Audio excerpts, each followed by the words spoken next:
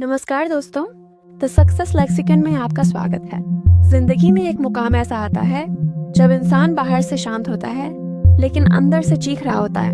सब कुछ करने के बाद भी जब हाथ खाली रह जाते हैं तो लगता है कि अब और हिम्मत नहीं बची। अगर आज आप उस मोड पर हैं तो अगले कुछ मिनट अपनी जिंदगी को दीजिए। यह कहानी आपके हर सवाल का जवाब है। यह कहानी है आर्यन की। आर्यन जिसके हौसले पहाड़ों से ऊंचे थे। उसने सोचा था कि वह अपनी तकदीर खुद लिखेगा। उसने एक काम शुरू किया।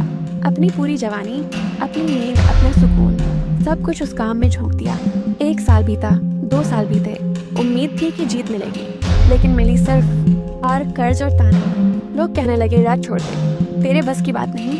आर्यन बिखर गया। उसने मान लिया कि शायद वह हारने के लिए ही पैदा हुआ है। सब कुछ छोड़कर वह हमेशा के लिए अपने गांव वापस जाने लगा।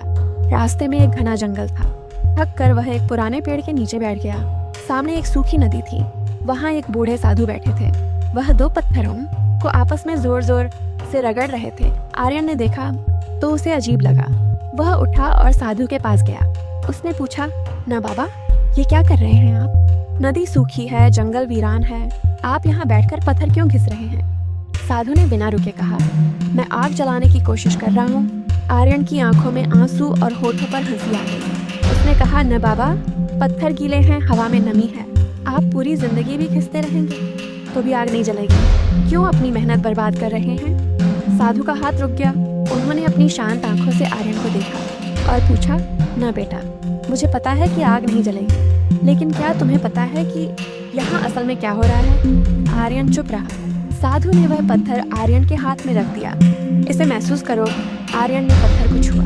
वह पत्थर जो खुरदरा था, जो बेकार था, अब वह एकदम चिकना, गर्म और हीरे जैसा चमक रहा था। साधु ने कहा, मैं आग जलाने की जिद में इन पत्थरों को इतना घिस चुका हूँ कि इनकी रूह बदल गई है। आग जलना किस्मत है, लेकिन इस रगड़ ने इस पत्थर की कीमत और औकात दोनों बदल दी है। आर्यन सन्न रह गया। साधु ने कहा, तुम शहर से हार मान कर आए हो ना? तुम्हें लगता है तुम्हारा संघर्ष बेकार गया।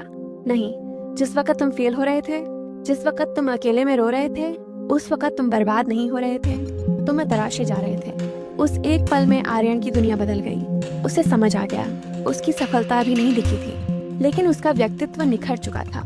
वह 2 साल पहले वाला आर्यन नहीं था, वह अब मजबूत था।